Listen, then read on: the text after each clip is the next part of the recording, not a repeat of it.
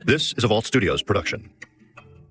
I'm Reed Redmond. I'm Spencer Brudig. I'm Will Johnson. This show contains graphic material and is meant for mature audiences. This week on True Crime Chronicles. From the outside, this was, an all-American family. Everybody wanted to know, well, did you see something? What might have been a clue that this would happen? And never could at that point come up with anything, and still don't know what would bring those events to transpire. There's a lot of things, if you start to really pull the string, that start to unravel the facade that they had everything going right for them. Big fire. Can you see it? Big fire. You bet I can see it. Some house just exploded and ignited on fire. It's a Tuesday morning, April 10th, 2001, when a quiet neighborhood in Scottsdale, Arizona, is rocked by an explosion. So this started pretty early in the morning as people are, getting up, getting ready to get out the door around 8:30. This is Erica Stapleton, a reporter with local news station KPNX in Phoenix. It's quiet neighborhood in Scottsdale when all of a sudden there is this huge explosion. And looking back through some of our file video, you could hear interviews with neighbors saying, like, it rattled our house, thought it was an earthquake. And then you look outside and you see just a ball of fire completely engulfing the sky. It was a tremendous explosion, just shook the whole house. But those neighbors soon realize it's definitely not an earthquake. It's a home that exploded in the middle of their neighborhood. And if you look at some aerial visuals, you can see that this is big. This is a huge thing. This is absolutely not normal. This isn't just, a fire started in the kitchen and grew over time. This was all of a sudden, the house was engulfed in flames. There was a huge boom to go along with it, and neighbors immediately ran outside. 911 was immediately called, and the fire department got there as soon as they could. But at that point, there wasn't much to save. It was already too late. Firefighters take over from neighbors who'd been attempting to tame the flames with garden hoses. But by this point, the house itself is well beyond saving. So immediately this draws a ton of attention, especially because this is a home where a family lives. So neighbors are, of course, concerned for the folks inside, but also just what is happening? Is this going to spread? Is there still a threat out there? It was just completely astounding and rattled the entire neighborhood. The smoke was so thick that it could be seen from blocks, even miles away. Not only could you see it, directly in this neighborhood, you could see the plume of smoke and the flames leaping in the sky, from blocks away. So we actually spoke with the pastor, who happened to be the family's pastor, Greg Cantelmo, and he says he remembers that day,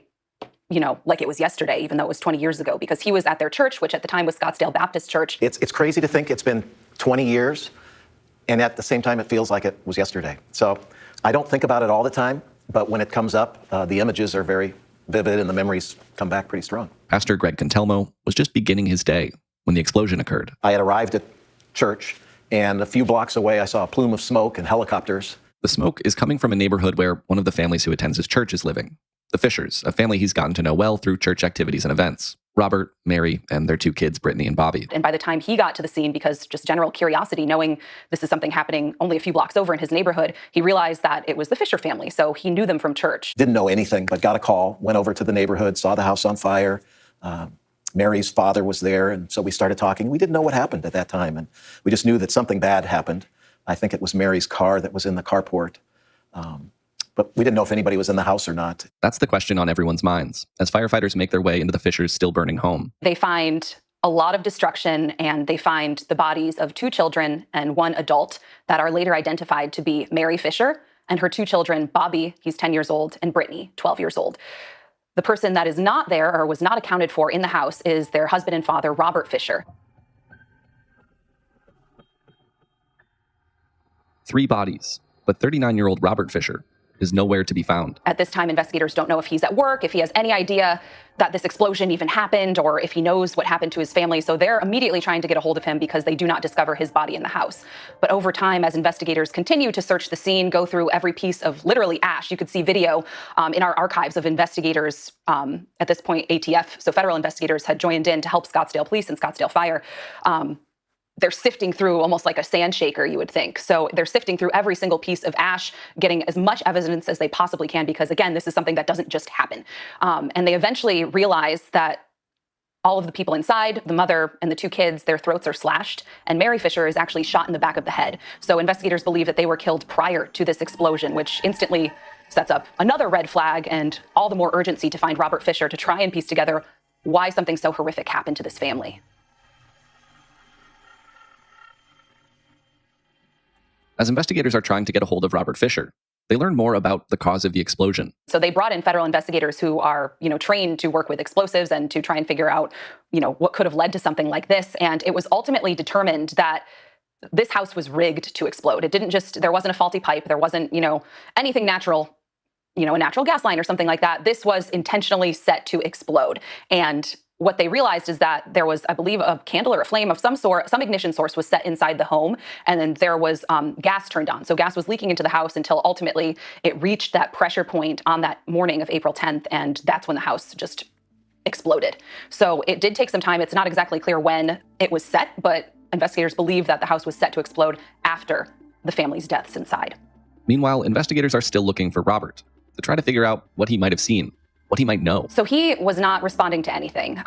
As far as investigators could tell, that morning they thought, oh, maybe he went to work. He worked at a local hospital. He was a surgical tech at the time. So they thought maybe, especially hospital workers sometimes have odd shifts. They thought maybe he's been at work. Maybe he has no idea. So they tried to reach him at work. He was at the local Mayo Clinic or should have been, but they realized that he did not show up for work that day. So that, again, is a red flag because they're trying to get some information from him, or at least trying to alert him that something absolutely horrific has happened to his family. And it turns out that he doesn't show up for work. He's, not responsive on his cell phone. No one is able to get a hold of him. Family members, including Mary's father, go on TV to beg Robert to come home, to explain where he's been. We love you. Wherever you are, Robert. Please. We love you. Just come home, please, Robert. But Robert doesn't show. And investigators begin to look at him as a suspect, as their only suspect. So within a day or two, investigators are again starting to piece this together, especially because he has a background as a firefighter. So investigators are thinking maybe, he would have the knowledge or the wherewithal to try and pull something off like this, especially when there is an explosion that causes the house to instantly burst into flames. So pretty soon, within a day or two after that, he's named as a suspect in the murders of his wife and 2 children. And that's, as you can imagine, just a huge blow to this community. We've looked back on interviews with Mary's father, Bill Cooper, who is absolutely devastated. Very religious family. Again, they were involved in Scottsdale Baptist Church at the time, and that's how the pastor knew them. That's how a lot of people knew them. So to hear that a husband is now a murder suspect in his family's murder and the suspect in rigging their home to explode after potentially murdering his family is just absolutely blasphemous and not something a lot of people can easily comprehend. For Pastor Greg Cantelmo, it's all hard to believe. This was a family that he knew. They were a part of the church community. They were his friends. Mary was very involved in the church. She served with the children's ministry. Her children were friends with my children. And so, and Robert himself was in a men's group that I held every Tuesday night. So I saw him every week. And trying to figure it all out, it really didn't make sense. And it still doesn't. As I mentioned, I've been watching a lot of our past coverage, and you were in some of the interviews. And when the shift to, the focus started shifting towards, okay, Robert, we think he's a person of interest, then a suspect. And your words exactly were unexpected. This was unexpected. And I was going to say, how does that sit 20 years later? It really sits the same way. I guess living a little bit longer, I think there's a sense in which I've come to realize you don't really know a person totally in depth. Even people you think you know, we all have our private lives, and we don't know what goes on behind closed doors or what's really in the heart of man. The scriptures say that sin is in the heart of man, and this is a manifestation of that, which we all struggle with at some point. But how it got to that point and what was going on, still don't have answers to that. Still don't understand it. From the outside, this was, an all-American family. The kids were in school. Brittany had just been inducted into the National Junior Honor Society, and everything seemed just fine. They were a family. They had fun. They went to church. They were involved in their neighborhood and their community. So this came as a huge shock that Robert would, A, be missing and non-responsive to an investigation like this, but then to be named as a suspect was just a huge blow. And then the mystery just thickens from there because, who does this to begin with? But someone who does this allegedly to their family, that's just a whole different level. Again, Robert and Mary's 2 children, Brittany and Bobby, were just 12 and 10 years old. I think it's really important to remember the kids. I've thought a lot about the kids. My youngest daughter was at their house not too long before it happened with Brittany. And the kids were special. Mary was too.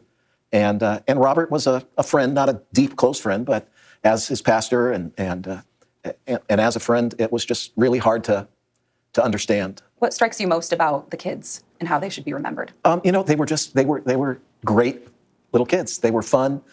They had fun. As I mentioned, Mary was very active in the church. She served in the children's ministry. She was really into kids and being a mom. And so I don't know how you remember people who've been victimized as they have, but when people see pictures of Mary and the kids, just remember or know they were full of life and full of childish happiness in the best of ways as I think about the kids. Soon after the explosion, the Scottsdale community came together to remember this mother and her two kids. These were kids that were, known to their peers and known to their classmates and known to their neighbors. And then Mary, their mother, was so involved in her church. She had a lot of friends within the community. So almost instantly, as you see this horrific scene with ash and the charred remains of their family's home, you see balloons and flowers and cards and pictures and little mementos and just a ton of grieving people standing outside this horrible mess that investigators are still trying to sift through and piece together. And, there are a lot of tears, there's a lot of hugging, there's family members from Mary's family who are on the scene too. And it's just absolutely devastating, to see such a scene unfold. So at this time, I think community support was so, important for the living family members to see that these people were so loved and there was so much more that they could have, continued on to do. So as big as the outpouring of support was, it was also a little chilling because this is something that should not have happened. And in speaking with the pastor, Greg Cantelmo, now 20 years later, he says, looking back, he doesn't think he's ever seen that high of an attendance for a service than he did the Fisher family back in 2001. So within a week of their deaths, there was a huge service at their church, and it looked like a concert. I think that was one of the largest responses or groups of people that came together for memorial service. And so I think in the midst of the hurt that everybody was experiencing, they found comfort and strength by being together and with each other and remembering and celebrating the life of Mary and the kids. But as community members come together to remember Mary, Brittany, and Bobby, many are no doubt also thinking back on their interactions with Robert Fisher, questioning how well they really knew him. Likewise, investigators are trying to learn more about Robert as well, searching for any clues about what could have led up to something like this. As investigators start to, really see beneath the surface, they realize that there might have been some tension in the marriage between Mary and Robert Fisher. And the night leading up to the explosion, one neighbor had reportedly told police that he heard some yelling coming from the Fisher household. And there was also some reports that maybe Robert, who suffered an injury from his firefighting days back in California, had gone to a masseuse, and maybe there was an affair there. So there's a lot of things, if you start to really pull the string, that start to unravel the facade that they had everything going right for them as a family. So these are some of the things that are, investigators are learning as they start to search for him. They're saying, okay, maybe he wasn't, this loving husband that people knew him as or thought he was, or maybe there's more than meets the eye to what could have been going on here. And over time, investigators eventually learn that Robert was really, torn up when his own parents split. So if the family was maybe, or at least if he and Mary were heading toward divorce, investigators say they, had heard from others and had learned that a divorce was something he did not want to put his family through.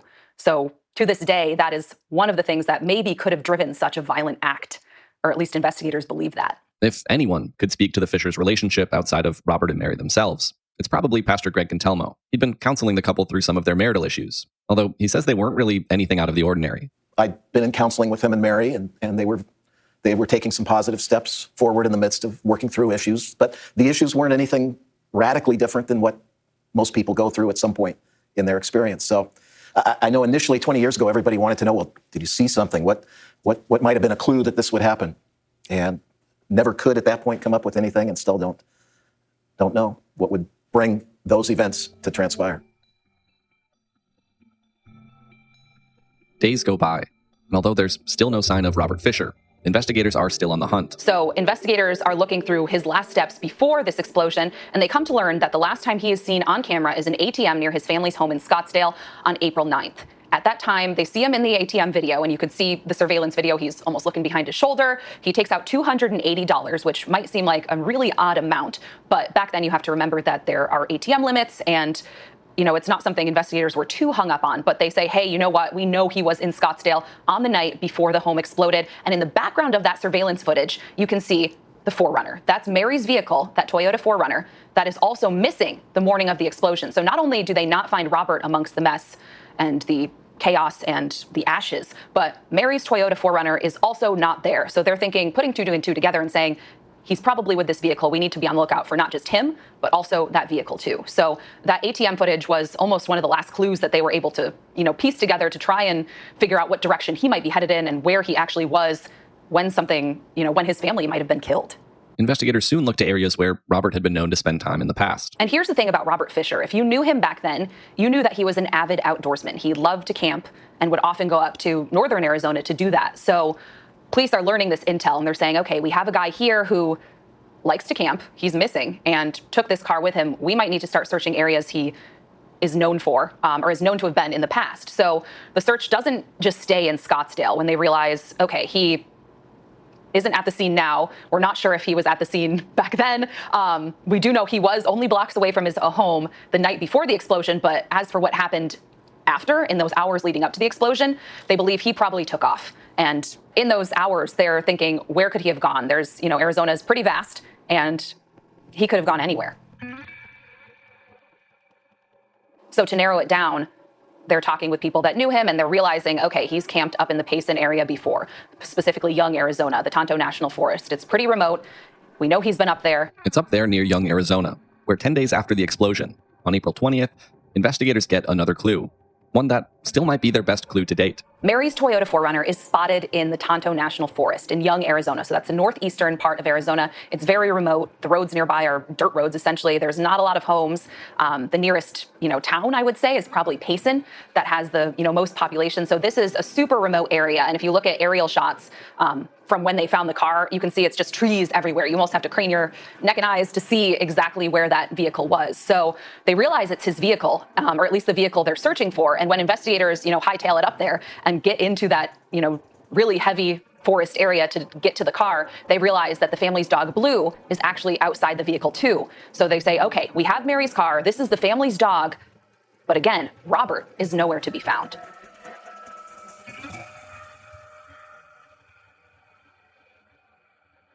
Next week on True Crime Chronicles, part 2 of The Hunt for Robert Fisher.